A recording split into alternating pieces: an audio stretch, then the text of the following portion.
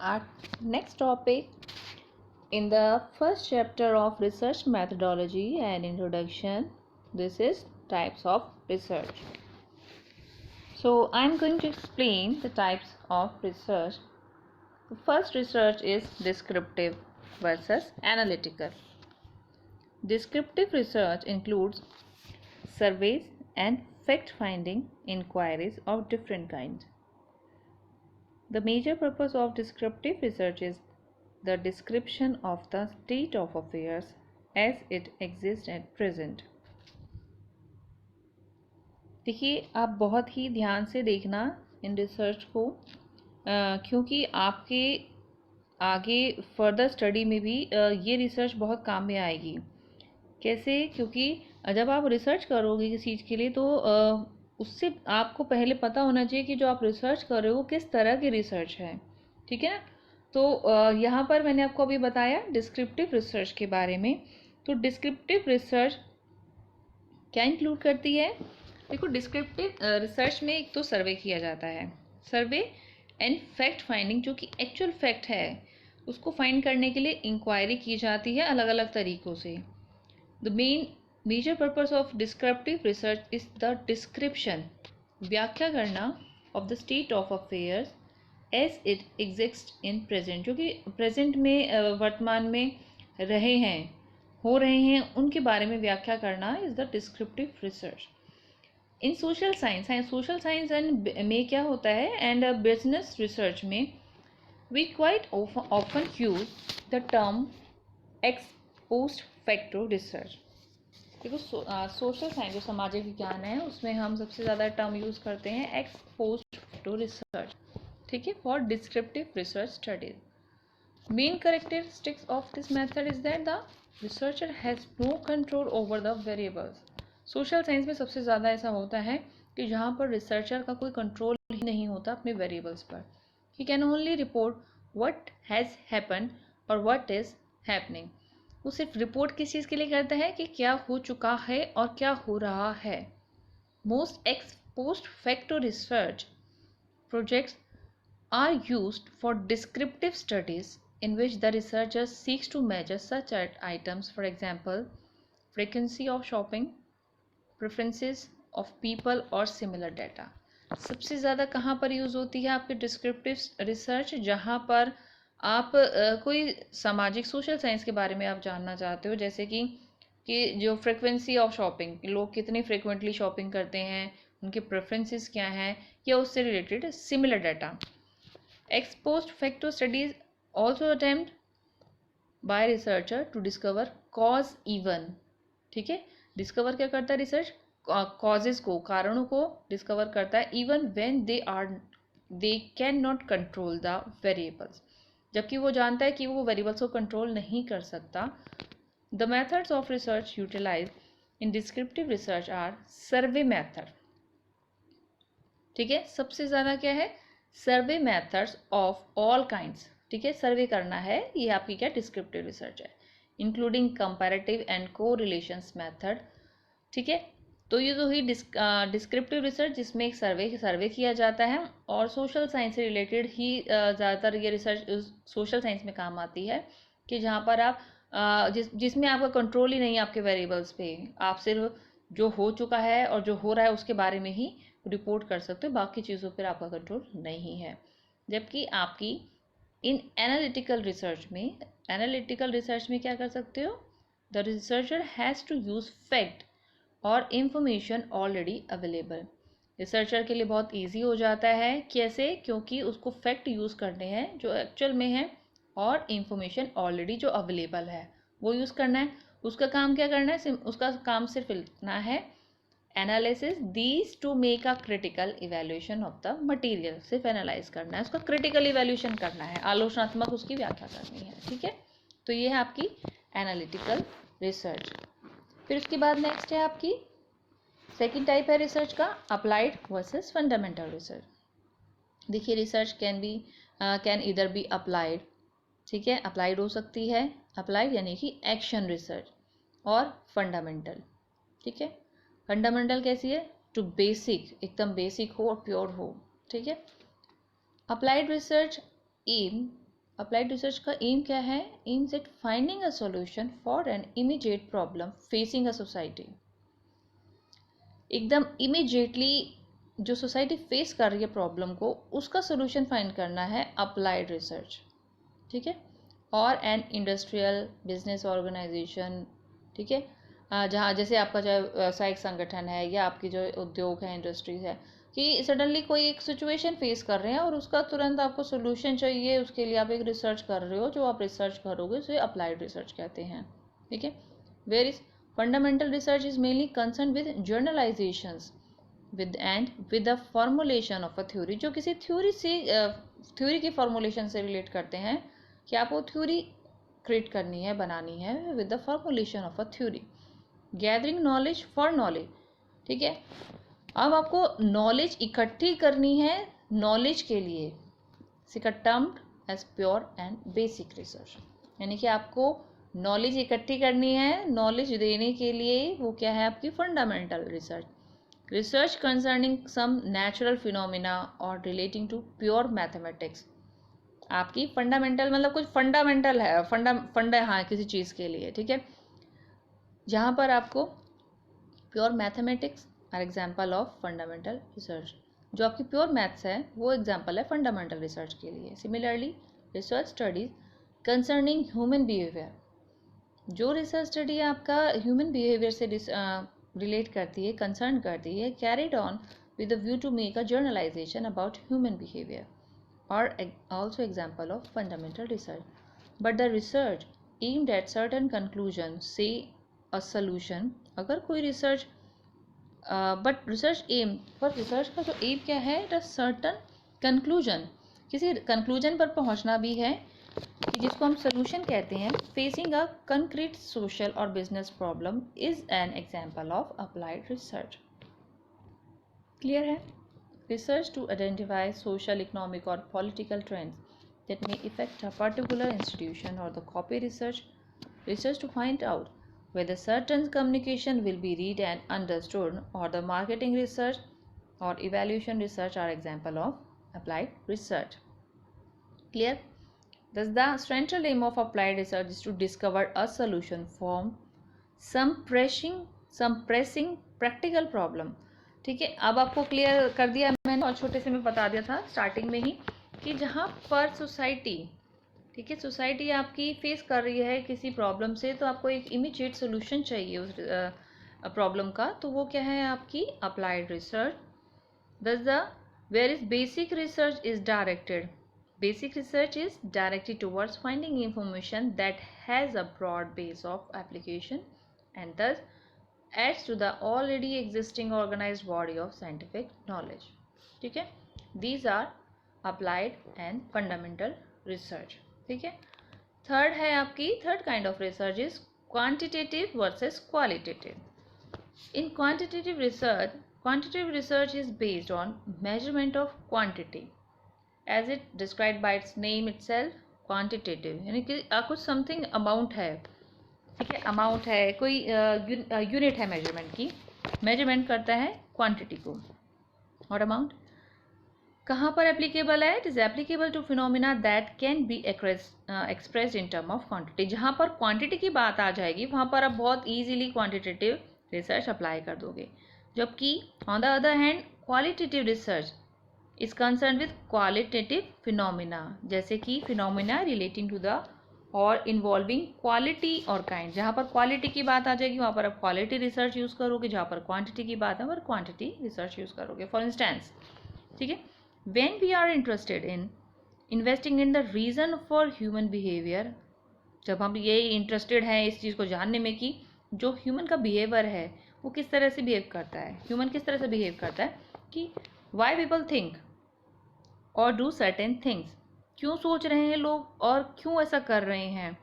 we quite often talk to motivation research, तब हम motivation research के बारे में सोचते हैं. Important type of qualitative research, ठीक है, एन इम्पॉर्टेंट टाइप ऑफ, ये क्या है आपका इम्पॉर्टेंट टाइप ऑफ है क्वालिटेटिव रिसर्च का. This type of research aims, उसका एम क्या है इस तरह की रिसर्च का? Discovering the underlying motives and desire using in depth interview for the purpose. ठीक है, यानी कि हम किसी ह्यूमन के बिहेवियर को जानने के लिए उसकी क्वालिटी को देखना चाह रहे हैं, क्वालिटी की तरफ जा रहे हैं हम। ठीक है, तो क्या है आपकी qualitative research. Other techniques of such research are word association test. ठीक है, वर्ड एसोसिएशन टेस्ट के बारे में सुना है किसी ने?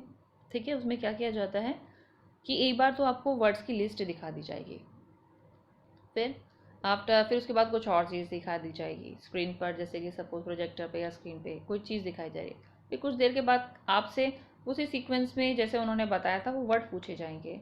तो वर्ड एसोसिएशन टेस्ट में क्या किया जाएगा कि वर्ड को एसोसिएट करोगे आप किसी चीज़ को याद करने के लिए। ठीक है, एसोसिएट करना पड़ता है वर्ड एसोसिएशन टेस्ट में, वो आपको करना है।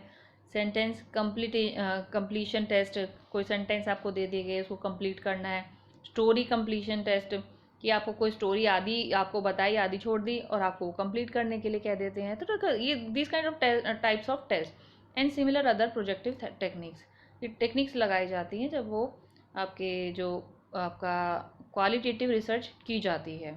ठीक है, attitude, opinion research, research designed to find out how people feel and what they think about a particular subject or institution is also a qualitative research। मतलब ये है कि कुल मिलाकर हमको क्वालिटी फाइंड आउट करनी है एक ह्यूमन की।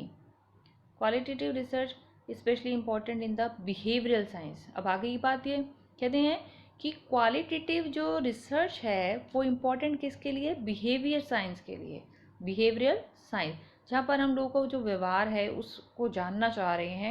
Where the aim is to discover the underlying motives of human behaviour. तो यानी कि ह्यूमन बिहेवियर में आपकी जो बिहेवियरल साइंस है वहाँ पर आपकी क्वालिटेटिव रिसर्च यूज की जाएगी। ठीक है, फिर उसके बाद नेक्स्ट आती है आपकी 4th नंबर की रिसर्च है conceptual versus empirical. Conceptual research किससे रिलेट कर रही है? Conceptual research is that related to some abstract ideas or theories, जिसका बहुत ही, जैसे हम कहते हैं ना, कॉन्सेप्ट क्लियर होने चाहिए, बहुत कंसाइज प्रिसाइज वे में आपको लिखना है, बहुत अब्स्ट्रैक्ट निकाल के, बहुत शॉर्ट, मतलब उसका सार पूरा आ जाना चाहिए उस चीज़ के अंदर। या फिर कोई थ्योरी हो, जर्नली यूज की जाती है फिलोसफर के द्वारा, फिलोसफर हैं या थिंकर हैं टू डेवलप न्यू कॉन्सेप्ट, जो एक नया कॉन्सेप्ट डेवलप करते हैं, और टू री इंटरप्रेट एग्जिस्टिंग वन, जो पहले से चल रहे हैं उसको भी री इंटरप्रेट करते हैं। तो मेनली जो कॉन्सेप्ट बेस्ड आपके जो साइंस है उसमें आपका कंसेप्चुअल रिसर्च यूज़ किया जाता है। ठीक है, इसके अंदर क्योंकि वो एक नया कॉन्सेप्ट डेवलप कर रहे हैं और जो पहले से चल रहा है उसको भी वो री इंटरप्रेट कर रहे हैं, तो आपकी यहाँ पर एक कॉन्सेप्चुअल रिसर्च काम आएगी। वहीं दूसरी तरफ आपकी इम्पेरिकल, ठीक है, empirical research relies on experience. आप नाम से याद कर सकते हो, वही जैसे वर्ड एसोसिएशन टेस्ट है कि एक्स, ठीक है ना, इम्पेरिकल रिसर्च एक्सपीरियंस से रिलेट कर दोगे आप, एक्सपीरियंस और observation alone, often without due regard for system and theory. ये क्या है इम्पेरिकल? क्योंकि एक्सपीरियंस के ऊपर बेस्ड है तो it is data based research coming up with conclusion which are capable of being verified by observation or experiment। क्योंकि ये रिसर्च एक्सपीरियंस पर बेस्ड है तो कुछ ना कुछ ऑब्जर्व किया होगा, कुछ ना कुछ एक्सपेरिमेंट किया होगा, ठीक है, तभी इसका यूज़ हमको करना पड़ेगा। जो जिस तरह की रिसर्च, जो रिसर्च आपकी ऑब्जर्वेशन बेस्ड है कि आप सिर्फ देख कर कोई नतीजे पर पहुँचते, कंक्लूजन पर पहुँचते हो, वहाँ पर आप इस तरह की एम्पेरिकल रिसर्च का यूज़ करोगे।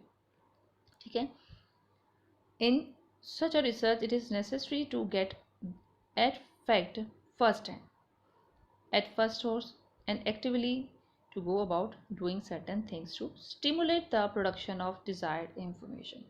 देखिए, क्योंकि आपने इसको फर्स्ट आप ही ऑब्जर्व कर रहे हो तो that means it is a data of first hand data है, ये आपने यूज़ करें, आपने देखा, आपने कोई नतीजे पे निकले हो, आपने पहली बार इसको यूज़ करा, तो ये क्या है, आपके जो फैक्ट हैं वो फर्स्ट हैंड है, सोर्स भी आपका ही है, देयर सोर्सेज है। ठीक है, तो ये क्या है आपकी एम्पिरिकल रिसर्च।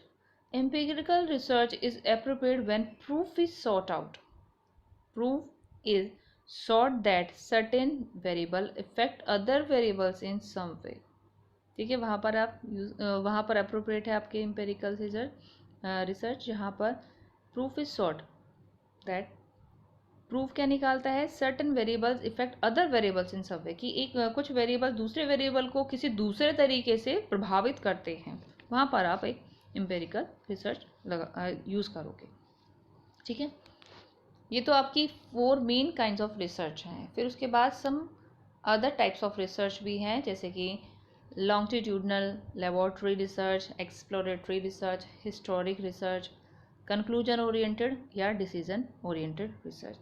थोड़ा इसको भी शॉर्ट में देख लेते हैं। अगर आपको सपोज कभी क्वेश्चन आ जाता है, ठीक है, तो आपको थोड़ा पता हो जाना चाहिए कि what are this kind of research. तो पहले है आपका longitudinal research. In this research, आपकी जो लॉन्गिट्यूडनल रिसर्च है, from the point of view of time, जब टाइम की बात आ जाती है, we can think of research इधर एज वन टाइम रिसर्च और लॉन्गिट्यूडनल रिसर्च। ठीक है, ये इट इज़ मतलब आपकी जो रिसर्च है it is totally based on time, time पर बेस है। ठीक है,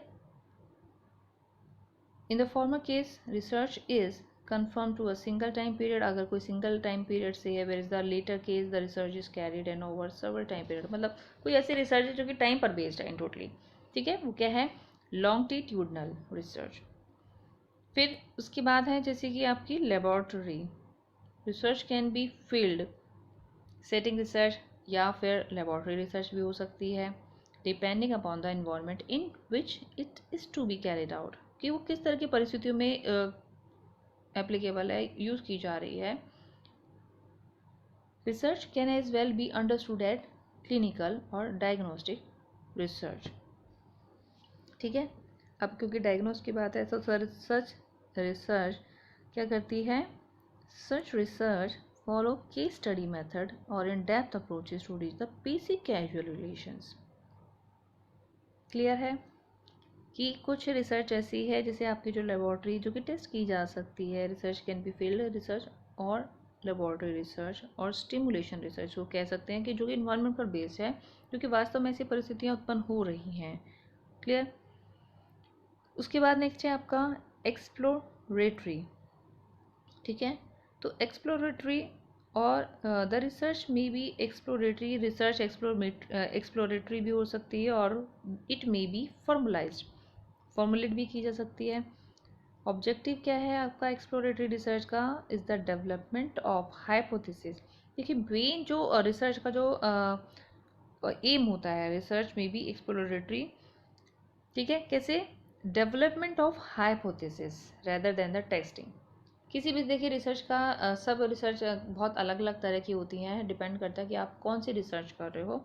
अगर आप एक्सप्लोरेटरी रिसर्च कर रहे हो, ठीक है, तो वहाँ पर आपका काम टेस्टिंग से ज़्यादा हाइपोथेसिस को डेवलप करना है। ठीक है, development of hypothesis rather than their testing. Where is formalized research, ठीक है, formalized research studies are those with substantial structure and with a specific hypothesis to be tested। ठीक है, ये थी आपकी एक्सप्लोरेटरी।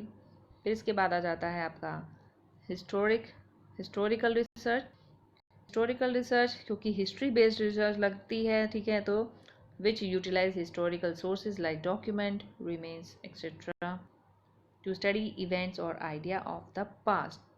ठीक है, हिस्टोरिकल रिसर्च बहुत ज़्यादा डिफाइन करने की ज़रूरत ही नहीं है, क्योंकि ये जो रिसर्च होगी वो हिस्ट्री पे बेस्ड होगी, कि जहाँ पर हम बहुत पास्ट में कोई चीज़ हो चुके हैं, जैसे including the philosophy of person and the groups at any remote points of time, वहाँ पर हम इस तरह की रिसर्च का यूज़ करते हैं। फिर उसके बाद है कंक्लूजन ओरिएंटेड। तो research can be classified into as a conclusion oriented और अ डिसीजन ओरिएंटेड।